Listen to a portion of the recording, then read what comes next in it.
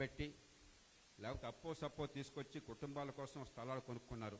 ఆ తేడా చూడకపోయినట్టయితే ఇక సమాజంలో చట్టానికి అర్థం ఉండదు.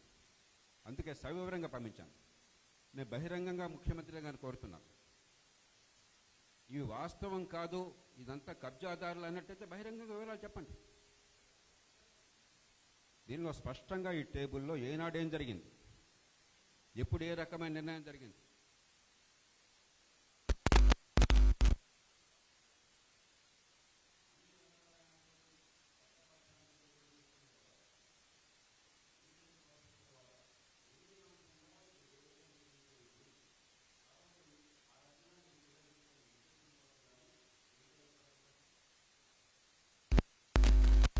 అర్బన్ ల్యాండ్ సెన్సిటేషన్లో మళ్ళీ అందరూ డబ్బులు కట్టారు.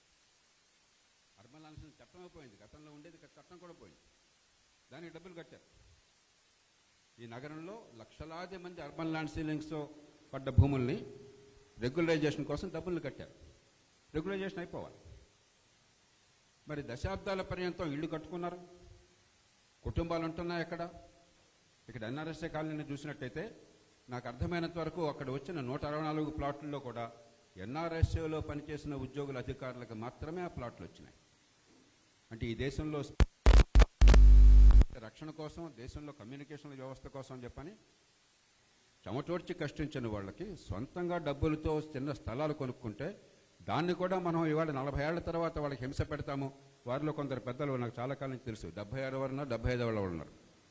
ఈ వయసులో ఈ ఆస్తుల అయిపోతున్న భయాన్ని కలిగించడం సరైనది కాదు. చివరికి ఏమవుతుందంటే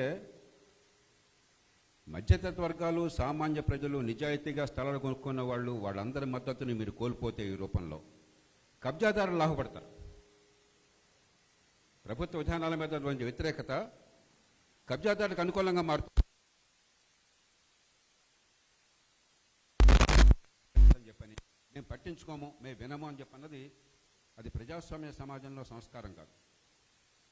నేను నిజాయితీగా చెప్తున్నాను, తెల్లవాళ్ల ప్రభుత్వంలో కూడా బ్రిటిష్ వాళ్ళు ఉన్నప్పుడు, నిజాం ప్రభుత్వంలో కూడా ఒక అధికారి నాకు తెలియదండి, నేను పట్టించుకోను, కోర్టులో చూసుకోండి చెప్పిన వాడు అనలేవాడు కాదు. వాళ్ళ ముందుకు విషయం వచ్చినట్టయితే విషయాన్ని కూలంకషంగా పరిశీలించి న్యాయం చేయడం ధర్మం అని చెప్పని పట్టుదలతో చేసేవాడు. ఇవాళ పరిపాలనా యంత్రాంగం, నేను రాజకీయాన్ని తప్పట్లేదు, ఎందుకంటే వివరాల్లో పోయేది రాజకీయ ముఖ్యమంత్రి గారి టైం ఎక్కడ ఉంటుంది, నాకే టైం లేకపోతే. అధికార యంత్రాంగం ఏం చేస్తోంది? ఈ వివరాలను పరిశీలించి, చట్టబద్ధతను పరిశీలించి ప్రభుత్వం ముందు పెట్టాల్సిన బాధ్యత లేదా? మాకు తెలియదండి, వాళ్ళు ఆర్డర్స్ ఇచ్చారని చెప్పండి, మీరు మెసెంజర్ బాయ్సా? ఇంకా మీరెందుకయ్యా ఇక్కడ ప్రభుత్వంలో ఉన్నది? అధికార యంత్రాంగం మీకెందుకు? మీకు ఈ బుజ్జుకీర్తులు ఎందుకు, ఈ కారులు ఎందుకు, ఈ ఆడంబరాలు ఎందుకు, ఈ పదవులు ఎందుకు?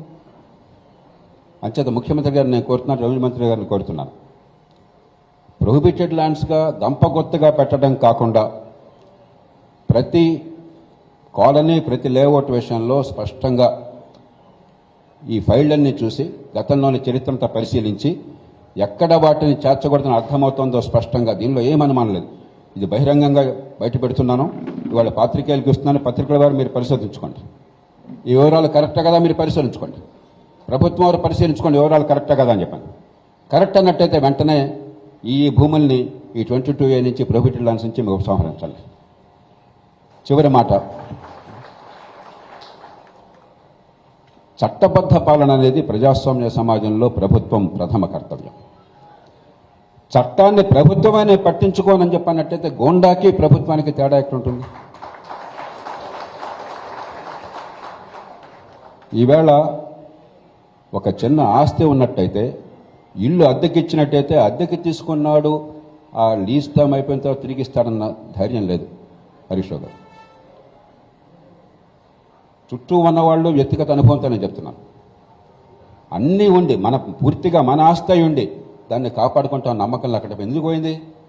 ఈ చట్టం మన ప్రజల్ని కాపాడుతుంది, మన ఆస్తుల్ని కాపాడుతుంది అన్న నమ్మకం పోయింది. చివరికి ఏమవుతుంది? ఎవరో ఒకరిని మనమే కొట్టవలసి వస్తుంది. హరీష్ రావు గారు, నాకేదో సమస్య ఉన్నది, మీరు పరిష్కారం చేస్తారని నేను అడగాల్సి వస్తుంది. ఇవాళ ఆ పరిస్థితి మనం వచ్చాం. అది ప్రజాస్వామ్యంలో వ్యవస్థకు ఆత్మహత్య సదృశ్యం. ప్రజలకి వ్యవస్థ మీద నమ్మకం పోయి, నా ఆస్తుల్ని వాళ్ళు కాపాడడం పోయి భక్షిస్తారు. లేకపోతే ఎవడి చేతుల్లో పెద్ద దండా ఉంటే వాడు దాన్ని పూర్తిగా కబ్జా చేస్తాడన్న భావం సమాజంలో ప్రబలిపోతే ఆ వ్యవస్థ నిలవదు. ఏ పార్టీ అయినా కావచ్చు, ఏ రాష్ట్రమైనా కావచ్చు. కాబట్టి పార్టీలందరినీ, పెద్దలందరినీ వినమ్రంగా కోరుతారు. కానీ కనీసం సివిల్ డిస్ప్యూట్స్ విషయాలు సకాలంలో, వేగంగా, న్యాయంగా, ధర్మంగా మాకు న్యాయం దక్కుతుంది, మా ఆస్తులను కాపాడుకుంటాము, మా హక్కుల్ని కాపాడుకుంటాము నమ్మకాన్ని తీసుకురావడం మనందరికీ అవసరం.